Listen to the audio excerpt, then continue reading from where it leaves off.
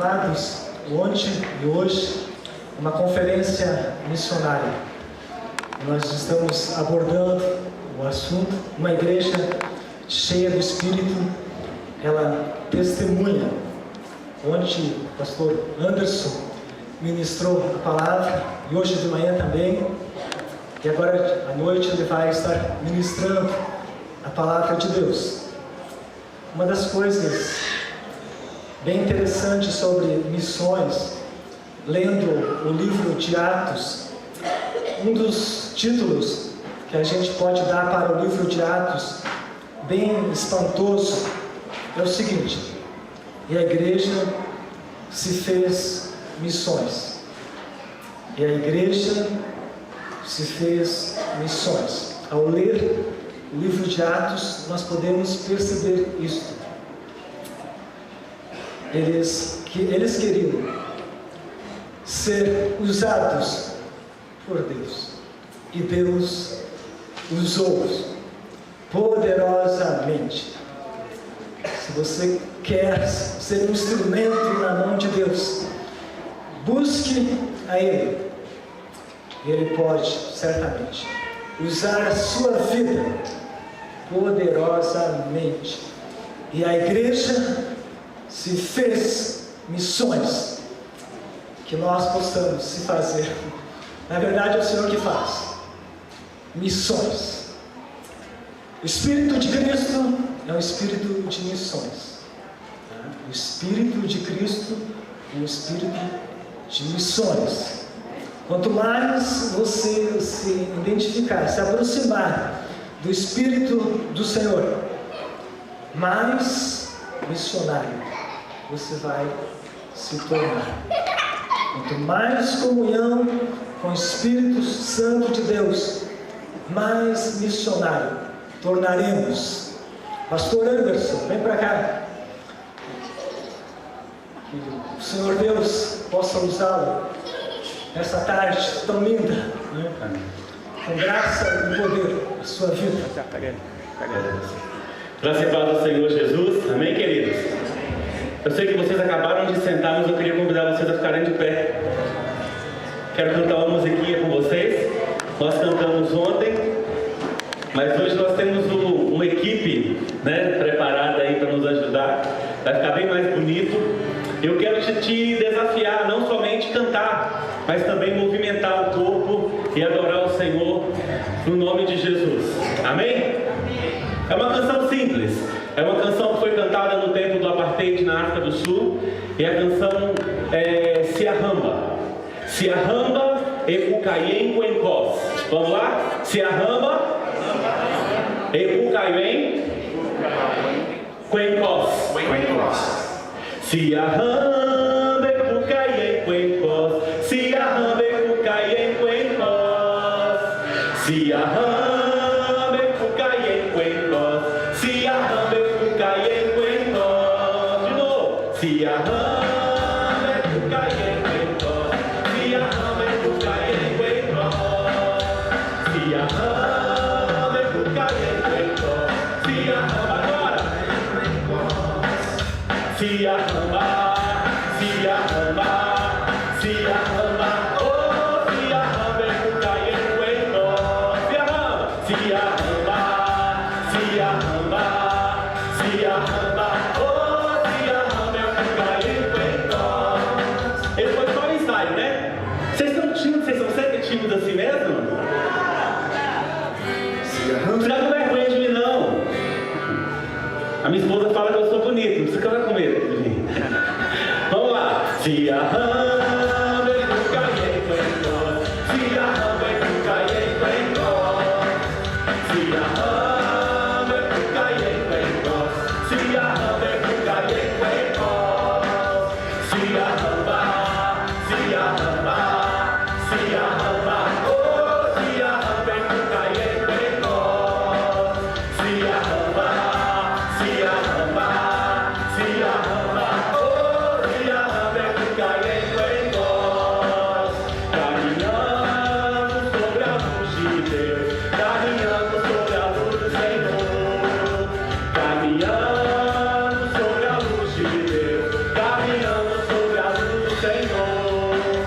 caminhando, caminhando, caminhando, oh, caminhando sobre a luz do Senhor, caminhando, caminhando, caminhando, oh, caminhando sobre a luz do Senhor. Vocês ficaram muito tímidos, eu não ensaiei uma com eles não, mas eu vou desafiar vocês a cantar. Tem uma canção em Umbundo, uma língua de Angola, que fala que não existe ninguém como Jesus. E eles dizem assim: eu procurei, procurei, procurei, não encontrei nada. Eu rodei, rodei, rodei, não encontrei nada. Apalpei, apalpei, apalpei, não encontrei nada. Não há, não há, não há ninguém como Jesus. Existe alguém como Jesus? Esse negócio aqui, a gente está acostumado com os bichão na mão assim, com os berguetes, a gente nem acostuma com esses negócios, né? Mas é uma canção fácil. Kakulio arisokala Yesu, Kakulio arisokala Yesu, Kakulio arisokala Yesu, Kakuli, Kakuli, Kakuli, Kakulio arisokala Yesu, Kakulio arisokala Yesu, Kakuli arisokala Yesu, Kakuli, Kakuli, Kakuli, de Manamala, com esse, de Vandilia, com esse, da papaiata, com esse, Kakuli, Kakuli, Kakuli, Kakuli, Kakuli arisokala Yesu, Kakuli arisokala Yesu, Kakuli arisokala Yesu, Kakuli, Kakuli, Kakuli. Vocês estão com vergonha de cantar musiquinha fácil dessa? Vão repetir comigo? Até os meninos já sabem, ó. Kakuli, o arisokala Yesu. Vamos lá?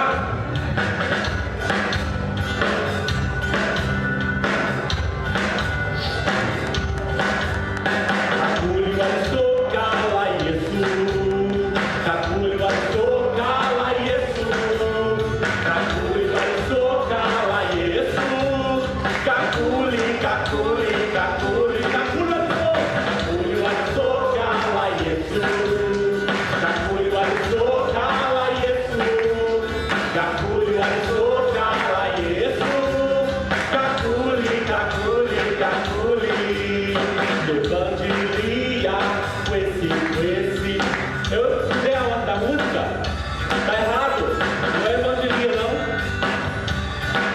de novo, Kakuli, Kakuli arisokala Yesu, Kakuli arisokala Yesu, Kakuli arisokala Yesu, Kakuli, Kakuli, Kakuli, Kakuli arisokala Yesu, Kakuli arisokala Yesu, Kakuli arisokala Yesu, Kakuli, Kakuli, Kakuli.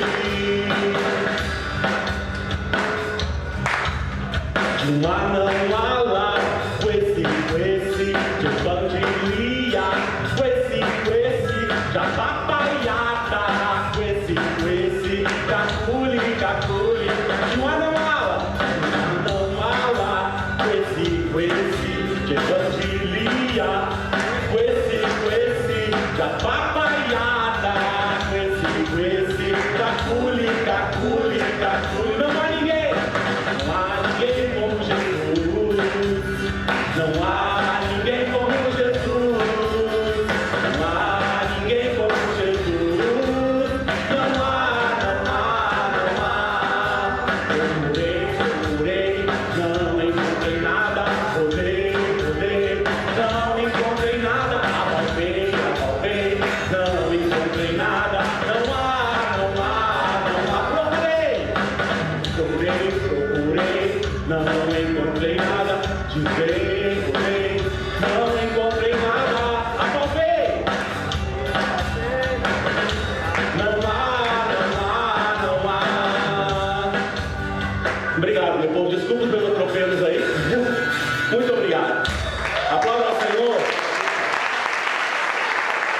O importante é a gente compreender o seguinte: não existe ninguém como Jesus. Pode procurar, pode apalpar, pode fazer o que quiser fazer. E ainda bem que o pastor Gerson estava aqui do lado, porque de um ar não ala me deu um branco que eu não lembrava de jeito nenhum. Mas eu olhei para a boca dele e falou de um ar não ala. Aí eu lembrei do negócio. Ensaiei a tarde toda, imagina só se não tivesse ensaiado. Mas como diz a minha avó, os anos trazem algumas coisas para nós, né? Os anos vão trazendo algumas coisas. Quantos vieram aqui nessa noite ouvir a voz do Senhor? Você veio ouvir o que Deus quer falar com você, ou você veio ouvir o que você quer ouvir? Verdade? Isso é bom. Porque muitas vezes nós queremos ouvir o que nós queremos ouvir. Não é verdade? É tão bom quando Deus fala alguma coisa que nós queremos ouvir, mas é melhor ainda quando Ele fala o que Ele quer ministrar às nossas vidas. Amém? Para quem não esteve aqui conosco nem ontem nem hoje pela manhã, o meu nome é Anderson, eu sou pastor da Igreja Batista Nacional Luz e Vida na cidade de Campos Novos. Estou pastor na igreja. Eu servi ao Senhor por alguns anos na junta de missões e tivemos a oportunidade de trabalhar 4 anos no Peru, servir em Angola, tive a oportunidade de participar de treinamento de obreiros em Moçambique, e nós louvamos a Deus porque aprove ao Senhor nos conduzir este tempo ao estado de Santa Catarina. Os desafios missionários nesse estado são urgentes, são gritantes, e nós precisamos nos despertar como igreja do Senhor Jesus e entendermos que a tarefa é nossa, a obrigação é nossa. As pessoas podem procurar, podem rodar, podem apalpar, mas elas não vão encontrar ninguém que seja poderoso como Jesus para mudar a história delas. Amém? Então vamos orar ao Senhor nesse instante. Quero te convidar a colocar diante de Deus o seu coração. Quero te convidar a dizer: Senhor, eu quero ouvir a tua voz. Diga isso para o Senhor nesta noite. Eu quero ouvir a tua voz, Senhor. Fale com Deus nesse momento. Abra o seu coração diante do Senhor.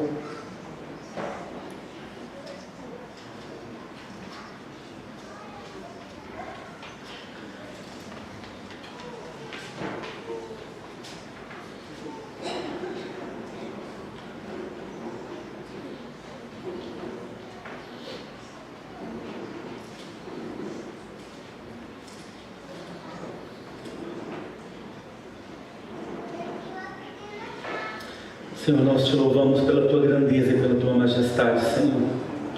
Te louvamos, Pai querido, porque nós temos acesso à Bíblia. Senhor, no português, a língua que nos fala ao coração, ó Deus. Muito obrigado, porque nós temos tantas versões que podemos escolher, ó Deus, a versão que mais temos facilidade para compreender.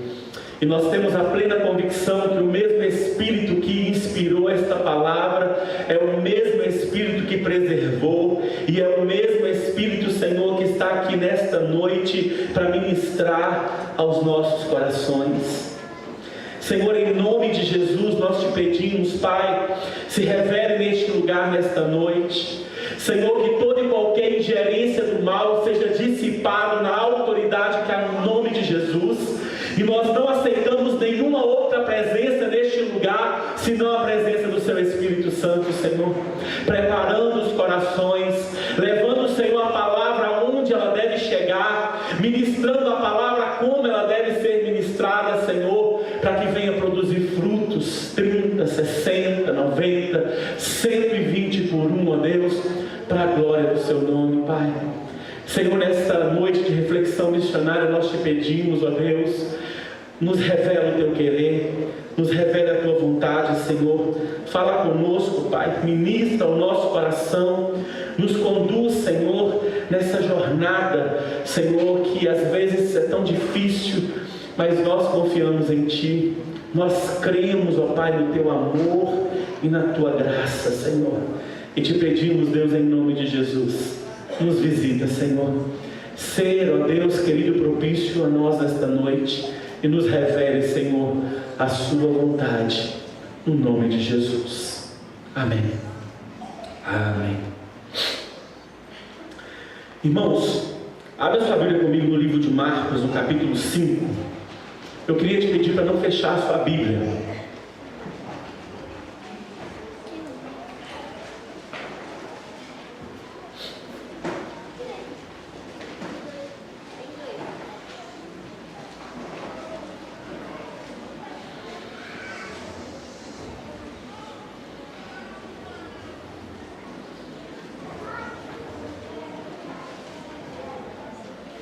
Marcos capítulo 5.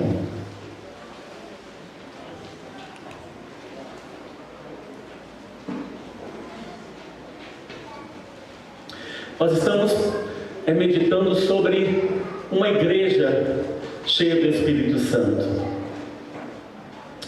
Uma das marcas de uma igreja cheia do Espírito Santo, lá no livro de Atos, no capítulo 2, nos fica bem evidente. É o amor que une a igreja, e que através desse amor as almas vão sendo acrescentadas. E quando nós pensamos em uma igreja cheia do Espírito Santo, pode nos passar em mente muitas coisas. Pode nos passar em mente o fato de uma igreja que tem muito movimento, uma igreja que tem muito falar em línguas, uma igreja que tem muito profecia, uma igreja que tem muitas coisas que a movimentam na manifestação dos dons. Nós podemos pensar em uma igreja cheia do Espírito Santo, uma igreja que está atolada de gente, que tem muita gente, o que gera muitas vezes aquela sensação de impessoalidade, de não ter gente que está no nosso meio, de não ter gente que está convivendo com a gente que está fazendo parte da vida da gente. E às vezes se pensa em uma igreja cheia do Espírito Santo, uma igreja que vive em um mundo além do mundo normal. Uma igreja de um povo, amém, aleluia, glória a Deus. Parece que nem a gente, parece que já virou anjo já. Só falta ter as asas, a coroinha. Mas Jesus, ele nos faz perceber que a humanidade é uma característica daqueles que fazem parte do reino de Deus. Porque se não fosse assim, não seria necessário que Jesus se fizesse homem para tentar resgatar em nós aquele que foi o primeiro Adão, criado à imagem e perfeita semelhança de Deus. Mas o que tem sucedido nos nossos tempos, diante do contexto social que nós vivemos, extremamente desafiador, nós temos perdido a essência desta presença do Espírito Santo no nosso meio. O Espírito Santo parece que somente quando nós precisamos, é somente quando nós necessitamos, né? Quando o livro de Atos diz: recebereis poder a descer sobre vós o Espírito Santo, e ser-me-eis testemunhas em toda Jerusalém, em toda a Judéia, Samaria, até os confins da terra. Exatamente esse texto nos traz a memória de que existe a necessidade do revestimento do Espírito Santo para a proclamação do Evangelho. Mas, como a própria palavra de Deus nos diz, o amor de muitos tem esfriado. O amor de muitos tem se tornado indiferentes completamente ao que é essa proclamação do Evangelho. E exatamente sobre o esfriamento do amor que eu quero falar com vocês nesta noite. Abra sua Bíblia aí em Marcos capítulo 5 e vamos ler a partir do versículo 1. Entre mentes chegaram a outra margem do mar, a terra dos Gerasenos. Ao desembarcar, logo veio do sepulcro ao seu encontro um homem possesso de espírito imundo, o qual vivia nos sepulcros e nem mesmo com cadeias alguém podia prendê-lo. Porque tendo sido muitas vezes preso com grilhões e cadeias, as cadeias foram quebradas por ele, os grilhões despedaçados, e ninguém podia subjugá-lo. Andava sempre de noite e de dia, chamando por entre os sepulcros e pelos montes, ferindo-se com pedras. Quando de longe viu Jesus, correu e o adorou, exclamando com alta voz: que tenho eu contigo, Jesus, Filho do Deus Altíssimo? Conjuro-te por Deus que não me atormentes. Porque Jesus lhe dissera: Espírito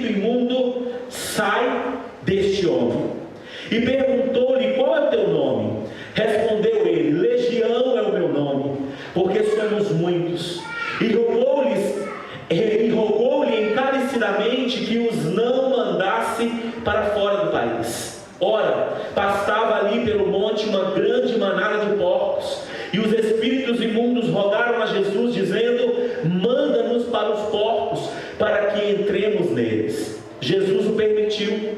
Então, saindo os espíritos imundos, entraram nos porcos, e a manada, que era cercada de 2.000, precipitou-se despenhadeiro abaixo, para dentro do mar, onde se afogaram. Os porqueiros fugiram e o anunciaram na cidade pelos campos. Então saiu o povo para ver o que sucedera. Indo ter com Jesus, viram o endemoniado do que tivera legião assentado, vestido em perfeito juízo, e temeram. Os que haviam presenciado os fatos contaram-lhes o que acontecera ao endemoniado e acerca dos porcos, e entraram a rogar-lhe que se retirasse da terra deles. Ao entrar Jesus no barco, suplicava-lhe o que fora endemoniado que o deixasse estar com ele. Jesus, porém, não o permitiu, mas ordenou-lhe: vai para a tua casa, para os teus. Anuncia-lhes tudo o que o Senhor te fez e como teve compaixão de ti. Então ele foi e começou a proclamar em Decápolis tudo o que Jesus lhe fizera, e todos se admiraram. Queridos, na lei de Moisés, nos capítulos que tratavam de animais considerados impuros e que por isso não deveriam servir de fonte de alimentação, como o texto, o capítulo 11 de Levíticos, pelas suas características físicas, porque ele tinha unha fendida e era ruminante, e pela qualidade da sua carne, o Senhor instruiu ao seu povo que se abstesse da carne suína. Mas houve uma época, passados muitos anos, em que os judeus começaram a dar uma atenção muito grande à lei, como se a lei de proteção à saúde fosse base, fosse fundamento para a salvação e para a comunhão com Deus. Tanto que nós vamos ver um episódio em que os discípulos de Jesus entram para comer e os fariseus começam a questionar por que os discípulos não lavavam as mãos antes de comer. Então Jesus olha para eles e diz que o que contamina o homem não é o que entra, mas o que sai, porque são as palavras que procedem do coração. Os gadarenos, apesar de morarem em território judeu da nação de Israel, na fronteira com a Jordânia, eles não eram israelitas. Provavelmente eles fossem descendentes dos quereteus, um dos povos que, quando o Senhor deu a terra prometida para as 12 tribos, que o Senhor disse que eles deveriam exterminar todos, não deixar ninguém vivo, é uma daquelas tribos que eles deixaram e permaneceram ali vivas, possivelmente para que servissem de serviçais ao povo de Israel. E com o domínio do Império Romano acontece algo interessante, porque os judeus não consumiam carne suína, mas os romanos consumiam carne suína. E o que para os judeus era uma extrema afronta, os gadarenos então começaram a ver nesse nicho de mercado uma possibilidade de ganhar dinheiro. Ou seja, Israel está sob domínio romano, os romanos consomem carne suína. O que vamos fazer? Começar a criar os porcos. E os gadarenos se orgulhavam porque o enriquecimento de fato aconteceu. Sabedores de que a observância dos judeus a respeito da lei não os permitia criar porcos, eles então começaram a fazer os porcos base da sua economia. E era como se eles dissessem aos judeus: naquilo que vocês veem em pecado, nós vemos possibilidade de bênção e riqueza. E se nós pararmos para pensar, quantos gadarenos nós, como servos de Deus, conhecemos hoje? Quantas coisas que nós sabemos que são ilícitas, segundo a lei de Deus, segundo os valores do reino de Deus, mas quantas pessoas ganham dinheiro vendendo, fazendo, proporcionando, oferecendo serviços que, de certa forma, ofendem profundamente os valores do reino de Deus.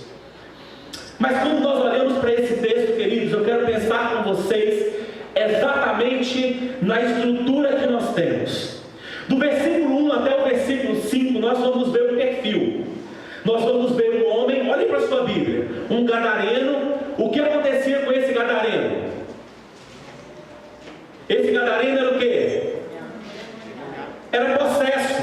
E o que esse estado de possessão fazia com ele?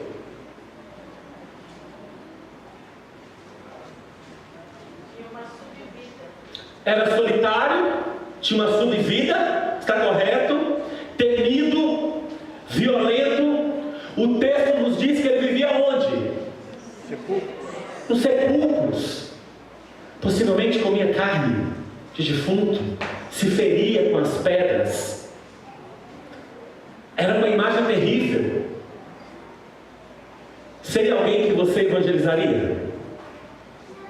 Seria alguém que você procuraria para anunciar o Evangelho do Senhor Jesus? Possivelmente, se tivesse um gadareno desse na nossa vizinhança, a primeira coisa que nós iríamos fazer era reunir os vizinhos e exigir que a prefeitura tomasse uma posição, fizesse uma internação sumária, levasse esse camarada para uma clínica de recuperação, porque o nosso medo era que ele fizesse algum dano à nossa casa, aos nossos filhos, à nossa vida, e dificilmente, ainda sendo cristãos, nos lembraríamos de ir até esse gadareno, ministrar sobre a vida dele o poder transformador do Senhor Jesus. Mas é bem interessante que Jesus, em uma das suas retiradas, ele entra no barco e cruza o mar e chega então na terra dos gadarenos, e a primeira pessoa que ele vê, o endemoniado. E o demônio não queria sair dali não. O demônio queria manter o seu território, ele queria ocupar. Ele diz: não me faça sair daqui. Olha para o versículo 10. E rogou-lhe que os não mandasse para fora do país. Eles não queriam destruir, os demônios não queriam simplesmente destruir a vida daquele homem, mas os demônios queriam perturbar a vida dos gadarenos. Queridos, e eu quero te fazer uma pergunta: quantas pessoas que nós estamos vendo aí ao nosso entorno que estão sendo perturbadas pelas hostes malignas de Satanás? Quantos casamentos vocês têm ouvido que estão sendo desfeitos? Quantos filhos de crentes que estão sendo envolvidos nas drogas, na prostituição?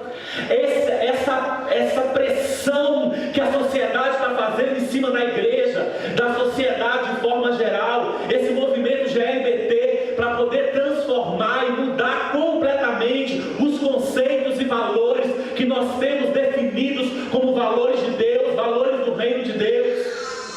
Quantas pessoas que nós conhecemos que estão vivendo um profundo desespero de alma, e que os demônios têm se assenhorado das suas vidas, têm escravizado, têm levado sofrimento, têm levado vergonha, têm levado humilhação, e nós nos mantemos deitados em um berço esplêndido, olhando o que está acontecendo do nosso camarote, completamente indiferentes ao que está passando ao nosso entorno. E é bem interessante que acontece um movimento, que às vezes alguém prega para essa pessoa se converte, e ela chega perto da gente, vai falar de Jesus, e você diz: eu já sou crente. A pessoa: eu não sabia que você era crente, mas eu tive uma experiência recentemente com Jesus. Nós olhamos para a história desse gadareno e vemos uma situação extremamente desesperadora. Imagina o coração dessa mãe, imagina o coração desse pai.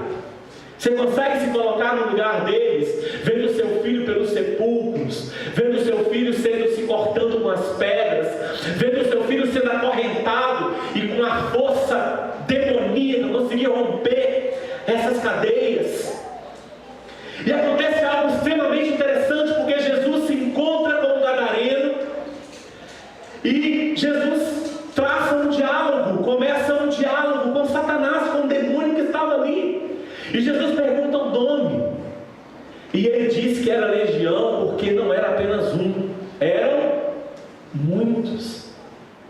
E uma legião de soldados, sabe quantos soldados compõem uma legião? 1000 soldados. Somos uma legião. E Jesus então ordena que eles saiam daquele gadareno. O gadareno, o demônio então pergunta para o Senhor Jesus assim: nos permita então entrar nesses porcos. Qual foi a resposta de Jesus? No versículo 13: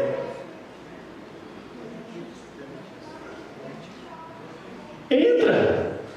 Então o texto nos narra que os demônios saem do corpo daquele gadareno, entram naqueles porcos e vão desfiladeira abaixo. Queridos, o nosso Deus mantém sua autoridade de Senhor da vida em todo o universo. Se nós olharmos para a história de Jó, vamos ver que o Senhor permitiu que o diabo tocasse na vida de Jó, que o diabo tocasse na família de Jó, mas o Senhor não permitiu que o diabo tocasse, tirasse a vida do próprio Jó. Existe uma coisa que nós como igreja precisamos entender, que toda e qualquer ação de Satanás está limitada à autorização do Deus Altíssimo. O diabo não tem poder de agir aonde Deus não permitir que ele haja, porque se nós dissermos que o diabo pode agir aonde Deus não permite que ele haja, nós vamos estar colocando o diabo com o mesmo poder de autoridade que tem o Senhor Deus Todo-Poderoso, e ele não divide a autoridade dele com ninguém. O Senhor criou todas as coisas e governa todas as coisas com o poder das suas mãos. Jesus poderia simplesmente deixar os demônios escravizarem a vida daquele gadareno, mas o Senhor Jesus então permite que os demônios entrem na vida daqueles porcos, mas que libertem os gadarenos. Talvez você pode estar se perguntando: mas pastor, por que Jesus permitiu que os demônios entrassem na vida dos porcos e matassem aqueles porcos? Primeiro, queridos, que nesse contexto especificamente, os porcos representavam o pecado que o Senhor não queria que estivesse no meio do povo de Israel. Quando o Senhor disse assim para Israel: não se alimentem, era uma lei alimentar, era uma lei para a saúde, mas a postura que os gadarenos têm de criar porcos e dizer para os judeus: olha, o que vocês veem em pecado, nós vemos possibilidade de ganhar dinheiro, era uma maneira deles dizerem que eles preferiam os porcos do que as leis que regiam a vida dos judeus. Outra questão importante, queridos, é que o Senhor está disposto a sacrificar porcos para salvar homens. O Senhor está disposto a sacrificar o que for necessário para que vidas sejam alcançadas. O grande exemplo disso é que Ele não poupou a vida do seu próprio Filho, Jesus Cristo de Nazaré, para que eu e você pudéssemos estar aqui hoje, para que eu e você pudéssemos estar reunidos aqui neste lugar, adorando o nome do Deus Todo-Poderoso. Talvez você ainda está se perguntando: pastor, eu não estou entendendo nada que tem a ver esse texto com a obra missionária. E nós vamos partir para o próximo quadro que nós conseguimos pintar nesse texto que nós lemos. O segundo quadro que nós lemos, agora estamos diante de um gadareno transformado. Leia comigo o versículo 15. Então saiu o povo para ver o que sucedera. Indo ter com Jesus, o que eles viram? Olhem para a sua Bíblia, meu querido, lê essa Bíblia comigo. O versículo 15. Indo ter com Jesus,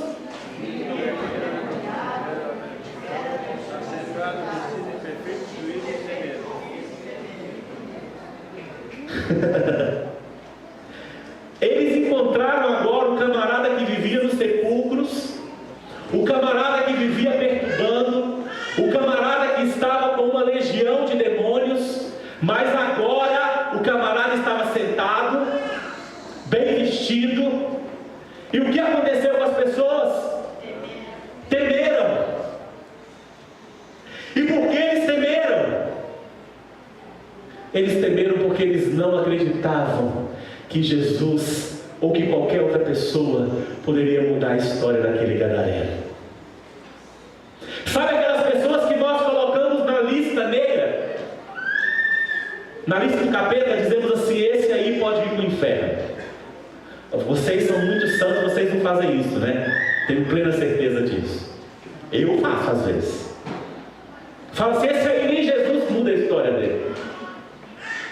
Eu, quando estava estudando capelania, eu me lembro que um professor mandou que lêssemos alguns artigos, e eu li um artigo de um capelão norte-americano, e ele disse algo que mexeu muito comigo. Ele trabalhava no Corredor da Norte, em um dos estados americanos que condenam a pessoa à sentença de morte, e ele evangelizou um serial killer que matava crianças. E no período que o cara estava no processo, recorre, passaram-se alguns meses, o cara se converteu. E o cara chegou para ele, e porque eles têm direito a essa assessoria de capelania, disse para ele assim: mas agora, o que vai acontecer? Ele disse para ele assim: você vai morrer, porque os seus pecados diante de Deus foram perdoados, mas a condenação que os homens te deu, essa nós não podemos tirar. Mas com uma certeza, você vai passar a eternidade com o Senhor Jesus. Existem pessoas, irmãos, que nós batemos no martelo de que não vale a pena evangelizar, não vale a pena proclamar o Evangelho, não tem solução, Deus não vai mudar, nem Deus pode mudar a história dessa pessoa. Podemos até não verbalizar essa ideia, mas nos portamos exatamente dessa forma. Passamos pelas pessoas e não anunciamos o Evangelho para elas. No último congresso de missões que nós tivemos, final de semana passado, foi isso? Em Marcelino Ramos, o pastor Elcimar compartilhou que pediram que ele fosse vestido de mendigo para uma igreja. E ele disse que quando chegou na porta da igreja, ele fez uma caracterização bem feita, estava com um saco, os diáconos pegaram ele pelo braço e colocaram ele fora da igreja. E ele disse que veio um outro mendigo, se aproximou dele e falou: eu vejo que você está triste, né, meu amigo? Você está abatido, mas Jesus pode mudar a sua história. E ele disse assim: eu não posso contar para esse mendigo que de fato eu não sou mendigo, porque eu ainda vou entrar na igreja, ainda vou pregar. E o mendigo abraçou ele e começou a orar por ele. Ele falou que tapa na cara que eu estou levando como igreja do Senhor Jesus. Quantas vezes, amados, nós estamos completamente indiferentes à necessidade das pessoas? Max Lucado diz algo que eu gosto muito.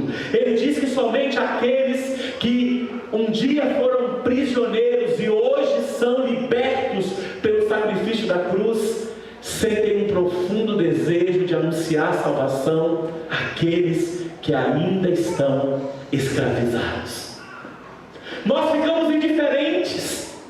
Nós temos a verdade, temos o Evangelho que muda, temos a palavra que transforma, temos o Evangelho capaz de libertar o drogado, de transformar o homossexual, de mudar a história da prostituta, de restaurar casamentos, de curar. Mas acima de tudo, queridos, nós temos o Evangelho que transforma o pecador em cidadão das regiões celestiais. E nós guardamos esse tesouro somente para nós. Guardamos esse tesouro como se ele fosse propriedade única e exclusiva nossa. E não nos valemos do poder deste Evangelho para mudar a história das pessoas. Muitas vezes nos sentamos no banco da igreja domingo à noite para ouvir mais uma mensagem, e é simplesmente mais uma mensagem. Saímos da igreja como se nada tivesse sido anunciado, como se nada tivesse sido proclamado, vivendo uma religiosidade mórbida e indiferente ao poder transformador do Evangelho. O amor de muitos tem esfriado. Nós olhamos para esse texto, nós vamos ver uma outra situação mais complicada aplicada ainda. Os que haviam presenciado os fatos contaram-lhes o que acontecera ao endemoniado e acerca dos porcos. E entraram a rogar-lhe, estavam falando com Jesus, que se retirasse da sua terra. Sabe por que os gadarenos estavam pedindo que Jesus saísse da terra deles? Porque os demônios haviam entrado nos porcos. Pessoas que amavam mais a porcos do que a alma daquele gadareno. Queridos, vocês estão entendendo o que Deus está falando nesta noite? Pessoas que amavam mais aos seus porcos do que aquele gadareno que havia sido liberto com a mensagem que Jesus havia proclamado. Eles estavam preocupados com os prejuízos financeiros que eles haviam sofrido. Pessoas que amam mais coisas do que pessoas. E não precisamos sair de nossas casas. Existem maridos que amam mais coisas do que as suas esposas e os seus filhos. Existem mulheres que amam mais coisas do que aos seus maridos e aos seus filhos. Estamos tão apegados a este mundo que não conseguimos imaginar a terra prometida, não conseguimos imaginar Canaã. Eu dava aula no seminário e disse para um aluno que a igreja do primeiro século vivia a expectativa da iminente volta do Senhor Jesus. E eles vendiam tudo que tinham, depositavam no pé dos apóstolos para que o evangelho fosse proclamado. E um aluno me disse assim: por isso que eles faziam isso, era a expectativa deles. E eu disse para ele: Jesus já voltou? Não. Então é necessário que haja uma expectativa de que Jesus está voltando, queridos. Precisamos entender que pessoas são mais importantes do que coisas. De que correr atrás de coisas não vai nos levar para a eternidade. E com isso eu não estou dizendo para vocês que não temos que trabalhar, que não temos que pensar em ter dinheiro, que não temos que pensar em ter coisas. Mas as coisas não podem te possuir. As coisas não podem guiar a sua vida. As coisas não podem direcionar a sua vida. Porque pessoas são muito mais importantes do que coisas. Pessoas foram alvo do sacrifício do Senhor Jesus, assim como eu e você. A única diferença entre eu e você, daquele vil pecador que está lá no presídio de segurança máxima, é ele não ter sido alcançado pelo Evangelho do Senhor Jesus. Porque diante de Deus, o nosso pecado é tão fedorento quanto o pecado deles. E muitas vezes nós nos sentamos na cadeira de juízes para julgar as pessoas e pensar quem é alvo do amor de Deus e quem não deve ser alvo do amor de Deus. Mas o Senhor Jesus disse que nós deveríamos ir e anunciar o Evangelho. Quem crer e for batizado, esse será salvo. Ele não mandou nós salvarmos ninguém. Mas sabe qual é a diferença de uma pessoa cheia do Espírito Santo para uma pessoa que não consegue perceber o que está acontecendo diante do nariz dela? É que esse mesmo gadareno que estava sendo convidado, que era humilhado e que agora foi liberto, e que Jesus está sendo expulso da cidade pela libertação dele. Segue o texto comigo. Ao entrar Jesus no barco, suplicava-lhe o que for endemoniado que o deixasse estar com ele. Jesus, porém, não lhe permitiu, mas ordenou-lhe. O que Jesus ordenou? Leia para mim, por favor. Vai para a tua casa, para os teus e anuncia-lhes quão grandes coisas o Senhor te fez e como teve misericórdia de ti. O Senhor Jesus transforma o gadareno endemoniado em evangelista e proclamador do Evangelho. Esse é o grande mistério da cruz. É o Senhor olhar para aqueles que não são, para confundir aqueles que acham que são alguma coisa e dizer: sou eu que transformo endemoniado gadareno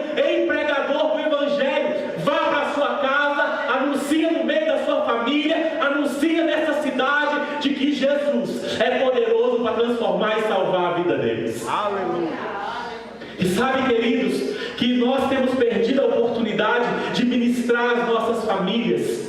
As pessoas tocam a porta da nossa casa no domingo, na hora de vir para o culto, e nós temos a capacidade de dizer: amor, hoje não vamos ao culto porque recebemos visita. Honrando mais pessoas do que ao Senhor. Quando teríamos a oportunidade de dizer: sim, meu querido, você sabe que eu tenho uma aliança firmada com Deus e eu vou para o culto agora. Você tem a oportunidade de ir para o culto comigo? Vamos? Vamos adorar a Deus comigo? Vai ser bênção na sua história. Quando nós teríamos a oportunidade de mostrar para as pessoas que nós valorizamos o Deus a quem nós dizemos servir, que nós estamos dispostos a pagar o preço que for para vivermos o Evangelho na nossa história. Mas aí criamos algumas estratégias. Não, pastor, mas se eu dizer que vou para a igreja, eu vou estar afastando eles do Evangelho. E fica. E vai comer uma pizza, e vai tomar um café, e nem sequer menciona o nome de Deus. E nem sequer é capaz de testemunhar do que Deus falou no último domingo. E nem sequer é capaz de compartilhar o que Deus tem feito no meio do seu povo. O que acontece é que nós estamos comprometidos com nós mesmos e estamos nos esquecendo de que o Senhor é Senhor desta obra. E a ordem que Ele deixou para a sua igreja é que fosse e proclamasse o Evangelho. E sabe o que acontece, queridos? Uma lâmpada não deve ser acesa para ser colocada debaixo da mesa. Aonde se acende e coloca a lâmpada? Na parte mais alta, para que ela possa alumiar o maior espaço. Precisamos compreender de que a mensagem da cruz não é um tesouro para ficar guardado conosco mesmo, e sim para proclamarmos. Talvez você pode olhar, talvez em outro domingo não esteja assim, mas as cadeiras que aqui estão vazias é porque você ainda não teve coragem de assumir a posição que Deus te chamou para assumir e proclamar o Evangelho do Reino. Pastor não tem obrigação de gerar ovelha. Pastor nunca gerou ovelha. Quem gera ovelha é ovelha. Não temos que esperar que os missionários, que os pastores da igreja saiam por aí a evangelizar, não. Somos eu e você que temos que tomar vergonha na cara e entender que fomos chamados não somente para experimentarmos dessa tão maravilhosa salvação, mas também proclamarmos àqueles que estão ao nosso entorno. Você tem acesso a pessoas que os seus pastores talvez nunca terão. Você é visitado por pessoas, você fala com pessoas, você provavelmente futrica no WhatsApp com muita gente que o seu pastor talvez nunca terá a oportunidade de trocar uma palavra com ele. Mas você é instrumento de Deus para proclamar salvação àqueles que ainda estão perdidos. Olha comigo o que acontece no versículo 20 desse texto. Então ele foi e começou a proclamar em Decápolis tudo que Jesus lhe fizera, e todos se admiravam. Decápolis era composta por aproximadamente, como o próprio nome diz, 10 cidades. Aí eu quero te dizer um negócio maravilhoso, de endemoniado a missionário transcultural. Vai e pregue o Evangelho. Qual é a diferença que o Evangelho tem feito na sua história? Qual a diferença que o Evangelho tem feito no seu dia a dia? Por que que nós olhamos para as pessoas que estão sofrendo e não nos identificamos com o sofrimento das pessoas? Nós olhamos para o começo do Sermão da Montanha, no capítulo 5 de Mateus, e o Senhor Jesus diz que bem-aventurados são os que choram, pois esses serão consolados. Mas bem-aventurados são os que choram, não é pelo seu sofrimento não, porque chorar pelo próprio sofrimento é normal. Quem não chora quando um filho está doente? Fala: Deus, eu queria tanto que essa enfermidade estivesse em mim. Não é assim que os pais fazem? Porque Por que nós olhamos para o sofrimento das pessoas e não nos identificamos com o sofrimento delas? Por que nós sabemos que um casamento está sendo destruído e nós não temos a compaixão necessária de ir lá e dizer: eu quero só te dizer uma coisa, Deus pode mudar a história do seu casamento? Por que nós sabemos que alguém está passando por uma situação difícil e nós não temos a sensibilidade da parte de Deus de chegar naquela casa do meu vizinho, bater na porta e dizer: vizinho, eu sei que está passando por uma situação difícil, eu quero te dizer somente uma coisa: Jesus pode mudar a história do seu filho. Sabe por quê? Porque o amor tem se esfriado. Nós temos chegado diante de Deus e temos feito aquelas orações que parecem mais lista de menino, final de ano, Papai Noel. Deus, me dá isso, me dá isso, me dá isso, me dá isso, me dá isso, me dá isso. Olha para isso, para isso, para isso, para isso, para isso, para isso. Amém. Eu sei que isso também não acontece com vocês. Estamos tão indiferentes ao que está passando ao nosso entorno, que não somos capazes de manifestar e revelar o amor de Deus àqueles que ainda são escravizados pelo pecado. A quem enviarei? Quem há de ir por nós? Como ouvirão se não há quem pregue? Como ouvirão? Os anjos pediram para fazer isso que Jesus confiou a nós. E às vezes nós estamos dentro da igreja esbarrando para saber qual ministério que eu vou ocupar, qual o cargo que eu quero, o que vai acontecer, quem vai aparecer mais. Quando as ruas estão lotadas de pessoas esperando ouvir a proclamação do Evangelho do Senhor Jesus. Talvez não era essa mensagem que você queria ouvir hoje. Talvez você não saiu da sua casa esperando que Deus te dissesse que você precisa sair da sua zona de conforto, você precisa olhar para as pessoas assim como Deus um dia olhou para você e te chamou da sua vida miserável de pecador e te fez cidadão das regiões celestiais. Deus quer usar a sua boca para proclamar o Evangelho. Quem irá ao João, a Maria, a Madalena, ao José, ao Joaquim, ao Miguel, anunciar que Jesus Cristo é capaz de mudar a história deles? Eu queria que vocês olhassem para umas fotos. Eu queria que você fosse honesto comigo, se você se preocuparia em evangelizar essas pessoas.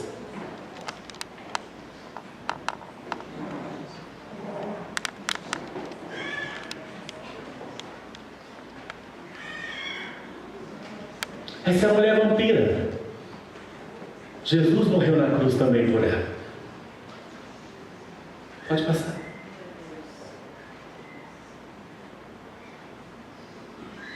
Jesus também morreu na cruz por este homem. Por este também Jesus morreu.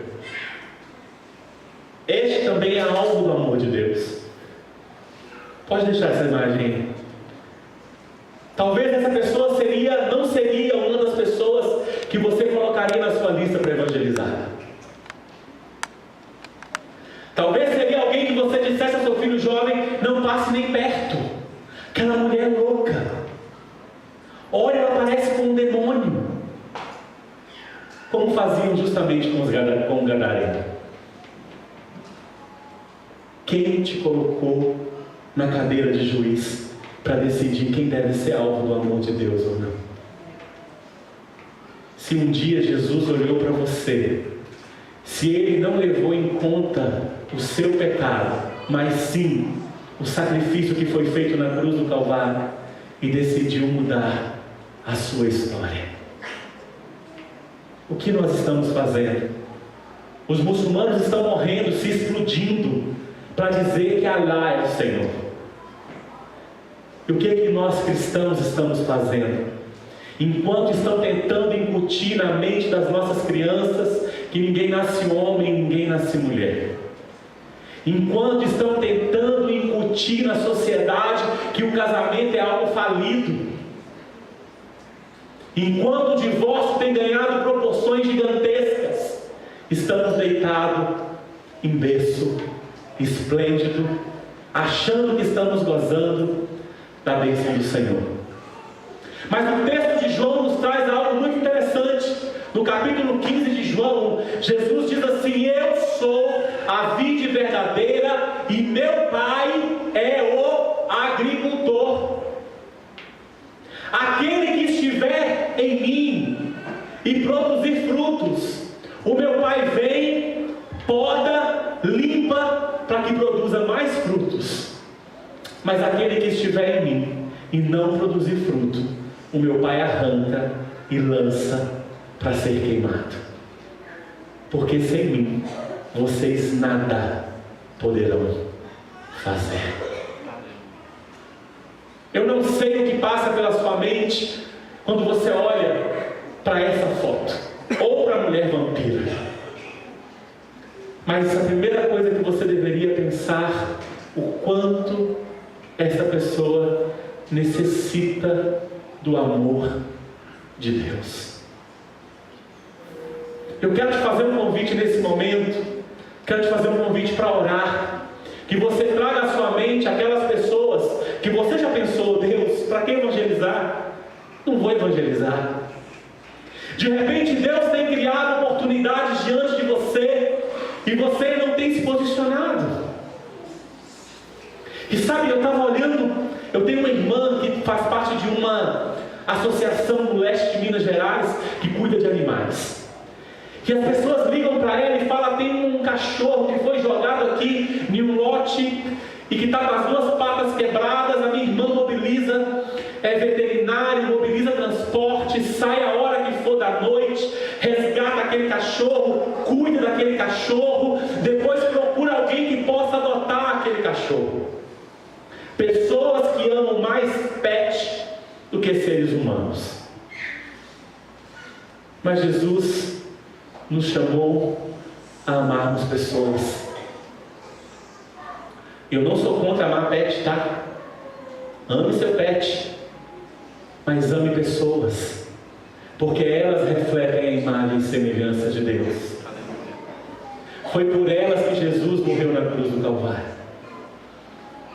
Feche os seus olhos nesse momento. Eu entendo que a primeira atitude que nós precisamos ter como igreja é dizer: Senhor, me perdoa, porque eu não tenho feito o que a sua palavra diz que eu deveria fazer. A primeira atitude que nós precisamos pensar e dizer: Senhor, o que eu tenho feito com os dons e talentos que o Senhor tem confiado a mim? Aonde eu tenho me gastado e me deixado gastar? Ore ao Senhor nesse momento. Ser cheio do Espírito Santo para quê? Recebereis poder ao descer sobre vós o Espírito Santo, e ser-me-eis testemunhas. O poder que recebemos do Espírito Santo só tem uma razão: testemunhar do Senhor Jesus. Coloque o seu coração diante de Deus nesse momento. Ore ao Senhor nesse momento. Clame a Deus.